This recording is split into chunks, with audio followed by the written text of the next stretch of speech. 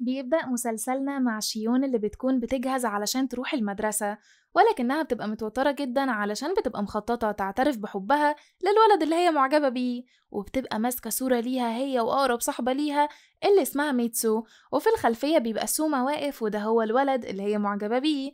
المهم إن شيون بتودع باباها ومامتها، وفي طريقها للمدرسة بتفضل تكلم نفسها علشان تتدرب على اعترافها بحبها، وعلى بوابة المدرسة بتقابل ميتسو وبتدخل معاها للمدرسة. وفي استراحة الغدا بتطلب شيون من سوما يقابلها في حتة معينة، وأول ما بيجيلها بتحاول تعترف له بحبها، ولكنها بتفضل تتلخبط كتير، ولكن في الآخر بتقول لسوما إن هي معجبة بيه فعلا.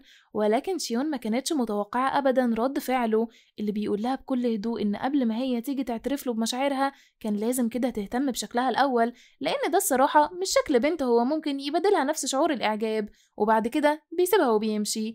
فبترجع شيون بيتها وهي مكسورة وكمان مصدومة، وبنعرف إن بسبب الموقف ده شيون عاشت مراهقتها في بيتها لدرجة إنها ما كانتش بتخرج غير على الامتحانات وبس. حتى لما دخلت الجامعة برضو كانت بتقضي كل وقتها في البيت بسبب كلام سوما القاسي. ولكن بعد 10 سنين بتقرر شيون تاخد الخطوة وتعدل من شكلها وتبدأ تخرج من بيتها، وفعلا بعد شوية لعب بالميك اب كده بقت أجمل بكتير. وأخيرا كده نقدر نقول إن بعد 12 سنة من اللي سوما عملوا فيها شيون بتكون قدرت ترجع تاني للحياة الطبيعية، لأنها لقيت شغل في شركة مستحضرات تجميل مشهورة، وكمان من شطارتها في الميك اب بقت جميلة جدا، وبنات كتير بيستشيروها في شكلهم ونفسهم يبقوا زيها. بس بنشوف ميتسو بتيجي لشيون في الشركة اللي هي شغالة فيها وبتقول لها إنها مش مصدقة إن صاحبة عمرها بقى عندها 29 سنة ولسه كده ما عندهاش واد مرتبطة بيه، وكمان مش ناوية تشوف لها أي حد. وبتقول لها كمان إن اللي حصل من سوما كان قاسي فعلا، ولكن الموضوع بقى عدى عليه 12 سنة والمفروض دلوقتي تشوف حياتها. فبتقول لها شيون إن ده مش حقيقي وإن سوما ملوش علاقة بالموضوع، هي بس يعني مش لاقية الشخص المناسب، ولكن ده مش بيبقى حقيقي فعلا. وهي بجد بتبقى خايفة بسبب اللي سوما عملوا فيها، خصوصا إن سوما كان فتى أحلامها المثالي لأنه كان وسيم وكمان طيب، ده غير إنه كان لطيف معاها وبيدافع عنها لو حد يعني حب يرخم عليها. ومن طيبتها كانت فاكرة إن هو كمان معجب بيها، بس الرد كان قاسي شويتين. ولكن بقى ميتسو بتبقى عايزة تخرج صاحبتها من اللي هي فيه ده، فبتعزمها بالليل على حفلة صغيرة كده علشان تعرفها على شاب هناك. بس أول حد ميتسو بتعرف شيون عليه هي بنت اسمها كارو، ودي تبقى صاحبة ميتسو من زمان برضو. وخلينا بقى فاكرين البت دي كويس علشان هنحتاجها كمان شوية. المهم يعني إن كارو بتبقى غريبة كده، وحتى لما شيون بتسلم عليها مش بترد أصلا. وفعلا ميتسو بتنجح في إن هي تعرف شيون على الشاب اللي قلنا عليه، وبشكل مبدئي كده بيبقوا لايقين سوا. بس ده لحد ما الشاب ده بيتريق على كارو لأن هي مش جميلة، وبيقول إنها أكيد مفيش شاب هيقبل بيها. فبتتعصب شيون عليه جدا، خصوصا إن هي افتكرت اللي سوما عملوا فيها، وبتطلع تجري من المكان من بعد ما حست إن شكلها بقى وحش جدا بسبب عصبيتها دي. فبتجري ميتسو وراها وبتقول لها إنها فعلا مش مصدقة إنها مش قادرة تتخطى حاجة حصلت من 12 سنة. فبتتعصب شيون عليها برضه هي كمان، وبتقول لها إن الناس كلها مش زيها لأن هي بتنسى اللي بتحبهم بمجرد ما بتسيبهم، وهي أساسا بترتبط بواحد جديد كل يومين. وبتمشي بعد كده وبترجع بيتها، وبرغم إن ميتسو بتفضل تتصل بيها كتير ولكن شيون مش بترد عليها. ومن عصبيتها بتبقى عايزة تقطع الصورة اللي بتجمعها هي وميتسو، وده لأن سوما في الخلفية. ولكن بمجرد ما شيون بتقطع الصورة بتلاقي فجأة في نور أزرق جامد كده بدأ يظهر في المكان، وهي نفسها اتنقلت لمكان غريب. وفي خلال ثانية بتفتح شيون عينيها وبتلاقي نفسها واقفة جنب ميتسو، وكانوا بيتصوروا الصورة اللي هي قطعتها من شوية، وسوما بيبقى واقف وراهم. فبتفتكر شيون الأول إن هي بتحلم ولا حاجة لأن الموقف ده حصل من 12 سنة، ولكنها بتقرر تعيش اليوم ده بما إن كده كده حلم يعني وهيخلص. ولكنها بقى لما بترجع بيتها وبتنام بتلاقي نفسها صحيت تاني يوم برضو بنفس الشكل اللي كانت عليه من 12 سنة، وكمان بتتصدم لما بتشوف مامتها بقت أصغر بكتير. فبتبدأ شيون تجهز نفسها بالميك اب وبتسرح شعرها وبتلبس عدسات لعينيها لأن هي اتعودت لما كبرت إن هي ما تلبسش نظارات. ولكنها لما بتوصل المدرسة الفصل بتاعها كله بينبهر، وأساسا كلهم بيتلموا حواليها وبيبقوا مفكرينها بنت جديدة. ولكن سوما بيرد من وراهم وبيقول لهم إن هم ازاي مش واخدين بالهم إن دي زميلتهم شيون. بس طبعا من بعد ما الفصل كله بيتصدم من جمالها بيسألوا سوما هو ازاي بقى عارف. فبيقول لهم يعني إن شيون مش بتهتم بنفسها ولبسها غريب شويتين، ولكن تفاصيل وشها جميلة، وده اللي مستحضرات التجميل عمرها ما تقدر تغيره. فبتتكسف شيون من كلامه ده وبتسيب الفصل وبتطلع تجري وبتحاول تفوق نفسها من الحلم الغريب اللي هي فيه ده، وكانت هتقع وقتها ولكنها بتلاقيه لحقها وسألها كمان لو كويسة. فبتقوله شيون وقتها إنها أكيد بتحلم، فبيقول لها سوما إن هي مش بتحلم ولا حاجة. فبتسأله طبعا على السنة اللي هم فيها، وبتتصدم لما سوما بيقول لها 2010 في ايه، يعني فعلا كل اللي بيحصل ده من 12 سنة. فبتفهم كده ان هي بشكل غريب رجعت بالزمن. بس برغم بقى ان كل حاجة بتأكد فكرة انها رجعت بالزمن، ولكنها برضو مش بتبقى مصدقة ومش بتبقى فاهمة هي ازاي رجعت بالزمن طيب، لان لا هي معاها آلة سفر بالزمن ولا هي عندها قدرات خارقة يعني، ولكنها بتقرر تعيش حياتها عادي، ولكن المرة دي بقى بشخصيتها وخبراتها اللي كسبتهم في خلال ال 12 سنة دول. يعني مثلا بتسرح شعرها وبتظبط شكلها وبيبقى عندها ثقة أكبر في نفسها. ولكن كل اللي بيعجب شيون إنها أخيرا رجعت تشوف سوما من تاني، وبيبقى لسه اللي حصل بينهم وخلاها تتعقد منه ما كانش حصل الحمد لله. بس شيون بقى كل ما بتشوف ميتسو بتبقى عايزة تتأسف لها على اللي هي قالته لها آخر مرة، ولكنها مش بتبقى عايزة تعرف حد موضوع سفرها بالزمن ده. ولكن في يوم بقى بتسمع بنت وهي بتعترف لسوما بحبها ليه، ولكن سوما بيعمل نفس اللي عمله معاها قبل كده وبيفضل يتريق على شكل البنت لحد ما البنت دي بتضربه بالقلم وبتمشي. فبتدخل شيون وبتروح لسوما وبتقوله انها اسفة لانها سمعت اللي حصل، ولكن اللي هو عمله ده منتهى قلة الذوق الصراحة، واكيد زمان البنت دي كرهت نفسها بسبب كلامه. فبيقول لها سوما ان هو الصراحة عنده وجهة نظر في اللي بيعمله، وبيحكي لها وبيقول لها ان كان في بنت من المدرسة الاعدادي كانت بتحبه جدا، وكانت بتتحايل عليه كل يوم تقريبا علشان يدخل معاها في علاقة وهو بيرفض، لحد ما قرر يديها فرصة من نفسها، ولكن اتأكد انه مش بيحبها. فده جرح البنت دي جدا وعقدها في حياتها كلها، ومن وقتها واي بنت بتعترف له بمشاعرها بيبقى لازم يجرحها علشان ما تتعلقش بيه ويبقى سبب في انه يأذيها نفسيا. ده على اساس كده يعني ان هو بيطبطب عليهم، ده بيعالجهم بالصدمة. فبتقول له الكيوتة بنتنا ان هي مقتنعة بكلامه، ولكن برضه اللي بيعمله ده بيأذي نفسيا حتى لو خايف على اللي قدامه، وبتسيبه وبتمشي. اهو عشان انا كده بقى ما بحبش المسلسلات الياباني، هو ايه اللي مقتنعة بيه؟ المهم كمان بعد المدرسة شيون بتلاقيه مستنيها وبيقول لها انه اسف لانه فهم غلطته. فبتقول له شيون ان هي مش الشخص اللي المفروض يتأسف له، فبيقول لها انه برضه اسف ليها علشان خلاها تشوفه بالشكل ده. فبتقول له شيون ان هي مش زعلانة منه، وبيفضلوا يهزروا كمان سوا لحد ما بتدخل ميتسو عليهم. فبيطلع سوما يجري وهو مكسوف قوي، وبنعرف ان ميتسو وسوما صحاب اساسا من وهم صغيرين بسبب ان امهاتهم كانوا صحاب. فاكرين بقى لما اتكلمنا على كارو وقلنا ان احنا هنحتاجها كمان شوية؟ دلوقتي جه الوقت ده، وبنعرف ان كارو عندها قدرات روحية، ولان هي وميتسو صحاب فميتسو بتطلب من كارو خدمة، وهي انها تعمل تعويذة حب لسوما وشيون على صورتهم، ودي نفس الصورة اللي شيون قطعتها في المستقبل.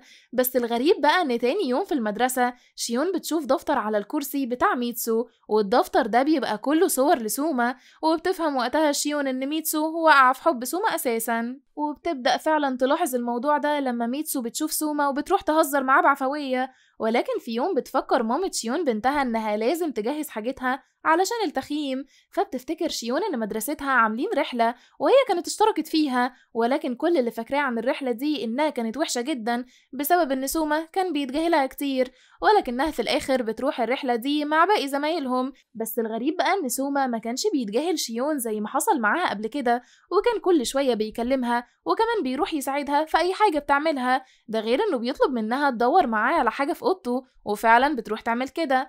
ولكن بعد شوية بيطلب سوما منها تلعب معاه لعبة ورق اسمها سبيد، فبتوافق شيون وبتلعب معاه وبيتسلوا جدا. ولكن التافه كان بيقعد يتضايق كده بسبب ان شيون اشطر منه في اللعبة وبتفضل تكسبه، بس فجأة بيسيب اللعبة وبيبص لشيون وبيقول لها انه كان فاكر ان هي بتكرهه وبيمسك ايديها. ولكن فجأة بيسمعوا ميتسو وهي بتنادي عليهم وبتخبط على باب الأوضة، فبتقرر شيون تستخبى وبتقول لسوما ما يقولش ابدا ان هي كانت هنا، وفعلا ميتسو ما بتعرفش انها كانت مع سوما في اوضته. بس الغريب ان بعد شوية سوما بيمسك شيون من ايديها وبيطلعوا يجروا، وبتشوفهم ميتسو ومش بتفهم هو ايه اللي بيحصل. ولما بيبعدوا بقى عن باقي زمايلهم بيقول سوما لشيون انه عايز يبقى معاها ولوحدهم. وفي الوقت ده ميتسو بتفتكر ان هي لما دخلت على سوما الأوضة لقت لعبة الورق على الترابيزة، ودي لازم شخصين علشان تتلعب يعني، ده غير ان الكوتشي بتاع شيون اللي بتشوفه على الباب يعني. فبتشك كده إن في حاجة بين سوما وشيون، خصوصا إن هي بتتصل بكارو وبتسألها هل تعويذتها بتشتغل، فبتقول لها كارو إنها لما تشوفها هتقول لها على كل حاجة. ولكن الغريب إن كارو أول ما بتقفل مع ميتسو بتقول لنفسها إنها مش فاهمة اللي بيحصل وإزاي اللعنة بتاعتها ما نجحتش، هي قالت لعنة مش تعويذة، وهنفهم أكتر بعدين. خلينا بس نروح لعصافير الحب بتوعنا اللي بيتمشوا مع بعض لحد ما بيرجعوا المخيم تاني، وساعتها طبعا زمايلهم مش بيسيبوهم وبيخلوهم يقعدوا معاهم وما يقعدوش لوحدهم. ولكن ميتسو بتبقى كل اللي شايفاه قدامها إن شيون وسوما في علاقة خلاص، فبتروح لهم وبتقول لسوما إنها مش فاهمة هو ليه واخد شيون لنفسه.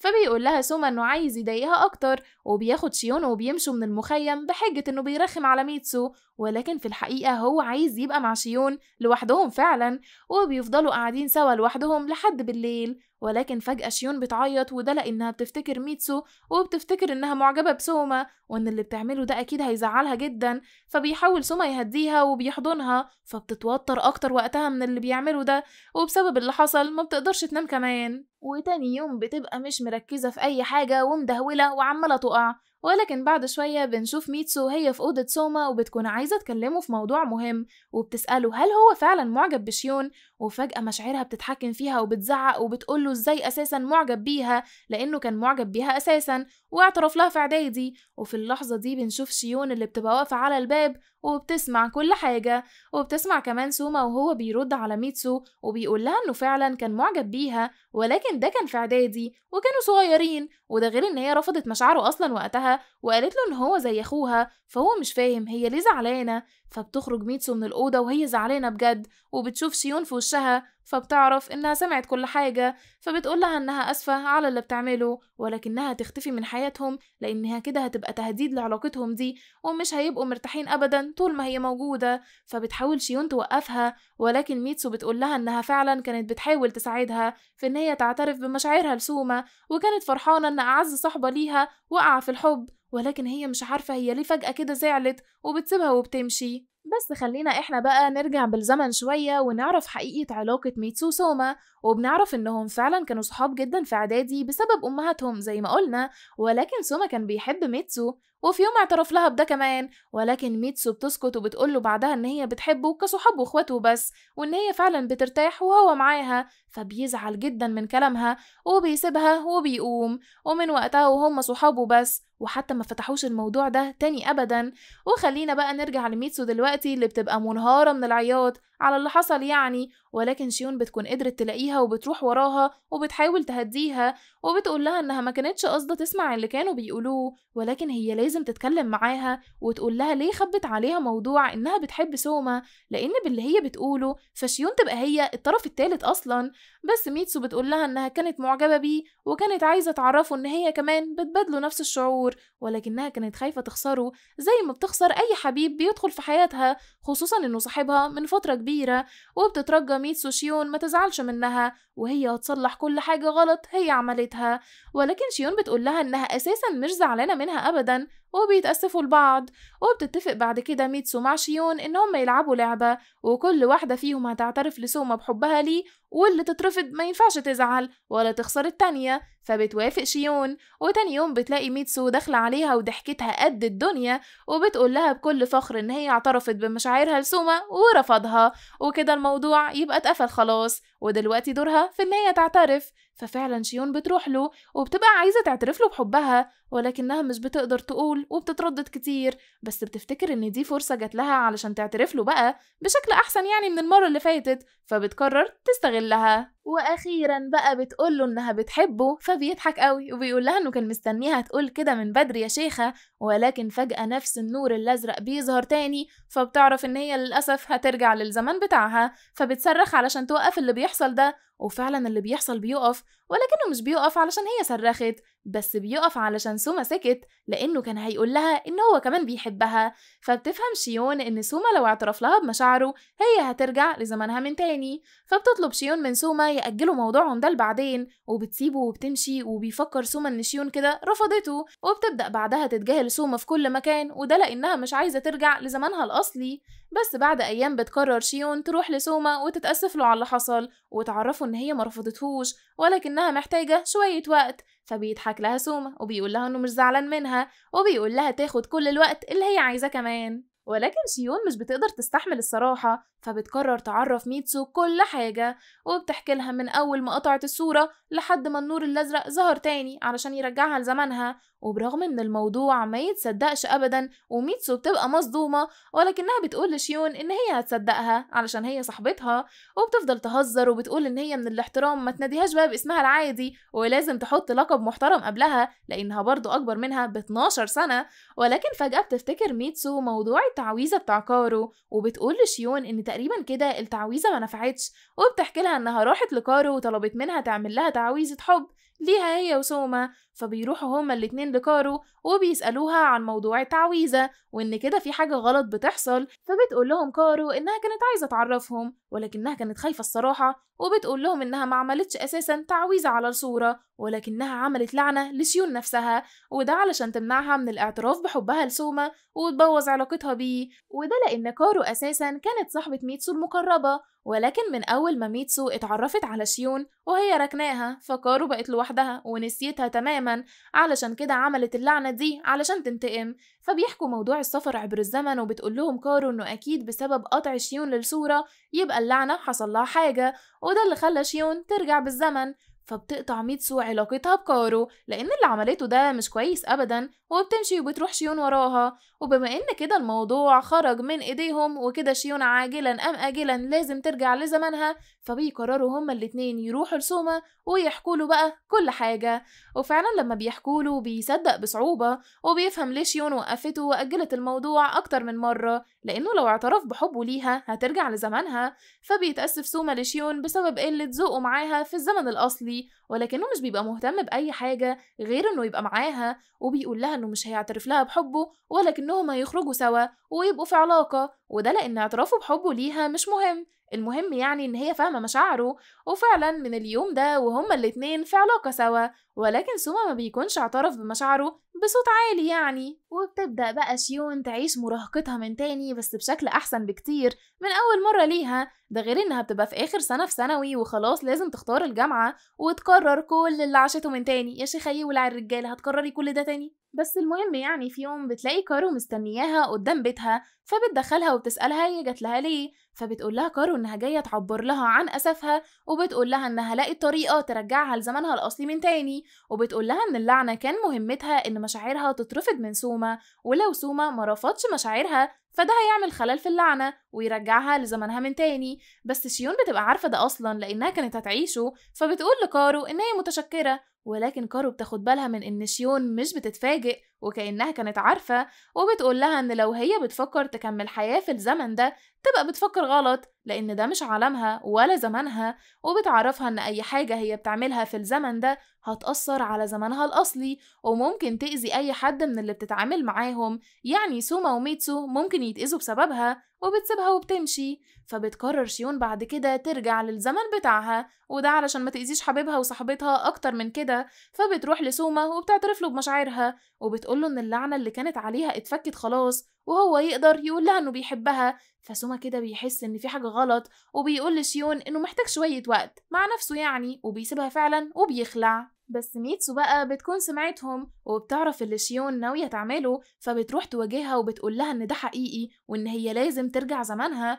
وبتروح بعد كده ميتسو لسوما وبتعرفه اللي شيون عايزة تعمله، فبيقول لها إنه كان عارف إنها عايزة ترجع لزمانها بس برضه هو مش هيقدر يرفض مشاعرها كتير، ولكن لو ده اللي هي عايزاه فهو موافق طبعا. وبتبدأ بقى شيون تجهز نفسها علشان ترجع لزمانها الأصلي، وبتستغرب لما بتلاقي ميتسو جاية تبات معاها في يوم، وده بيبقى قبل اليوم اللي هي بتقول لهم فيه إن هي هترجع لزمانها، وبمعنى أصح يعني ميتسو بتبقى جاية علشان تودعها. ولكن برغم إنه بيبقى يوم حلو جدا ولكنه بيخلص بشكل حزين لأن ميتسو بتقول لشيون إن هي هتوحشها، وده لأن كل الذكريات اللي هم عاشوها هتتمسح خلاص من ذاكرتهم. فبتفضل ميتسو تعيط جامد. وتاني يوم بتصحى شيون وبتلاقي رسالة من ميتسو بتودعها فيها، وبتقول لها إن هي هتفضل أقرب صاحبة ليها لحد ما هما الاتنين يموتوا. وبتروح شيون بقى المدرسة وبتبدأ تودع كل صحابها. وبيجي الوقت اللي شيون هترجع فيه الزمن الأصلي بتاعها، وبتلبس زي ما كانت بتلبس من 12 سنة، وكمان بتمسح الميك اب وبتربط شعرها. وبتروح بعد كده لنفس المكان اللي سوما رفضها فيه، وبتبدأ تعترف بمشاعرها وقد ايه هي بتحبه ومش هتقدر تنساه ولو حتى بعد 12 سنة. وبتذكر الفرصة التانية اللي عاشتها في الزمن ده علشان هو كان معاها فيه. فبيضحك لها سوما وبيقول لها ان هو كمان بيحبها. وفي اللحظة دي شيون بتبدأ تختفي وبتفتح عينيها بتلاقي نفسها في أوضتها، والصورة في ايديها مقسومة نصين. وكمان بتلاقي ميتسو بتتصل بتليفونها فبترد وبتتأسف لها على اللي قالته ليها من شوية، وكمان بتعرفها انها لسه بتحب سوما علشان كده مش قادرة تتخطاه. فبتقول لها ميتسو انها اسفة لانها كانت ملاحظة ده وبتحاول تخليها تنساه غصب عنها. فبتعرف شيون ان ميتسو مش فاكرة اي حاجة من اللي حصلت في رحلة الرجوع بالزمن دي، وبتقول لميتسو ان هي هتدور على سوما بنفسها وتعترف له بمشاعرها من تاني. ولكن بعد محاولات كتيرة مش بتقدر توصله. فبتقرر ميتسو تعمل حفلة لم شمل الأصحاب ثانوي، وبتعزم في الحفلة دي كارو، واللي بتقرر شيون تسامحها برضه وما تعرفش ميتسو اللي هي عملته علشان كانت عملت كده لأنها عايزة تبقى صاحبة ميتسو من تاني. المهم إن في الحفلة دي ميتسو بتبقى مجهزة مفاجأة لشيون، ولما بتبص شيون وراها بتلاقي سوما اللي بتكون ميتسو قدرت توصله وطلبت منه طبعا يجي الحفلة. ولكن قبل ما يقولوا أي حاجة لبعض سوما بيقول لشيون إنه مش قادر يحدد هل فعلا هم عايشوا ذكريات سوا ولا كل ده كان مجرد حلم. فبتفهم شيون إنه بيبقى لسه فاكر كل اللي حصل، فبتقوله فعلا إنه ما كانش بيحلم وكل اللي هو فاكره حصل بجد. فبيقول لها سوما إنها وحشته قوي، وبكده يكونوا رجعوا لبعض من تاني. وبعد 12 سنة بتقدر شيون أخيرا تبقى مع حبيبها من ثانوي اللي رفضها وعقدها في حياتها كلها لسنين طويلة. كرامة بطلات المسلسلات اليابانية، يعني حاجة ما جاتش ولا هتيجي في أي حاجة تانية.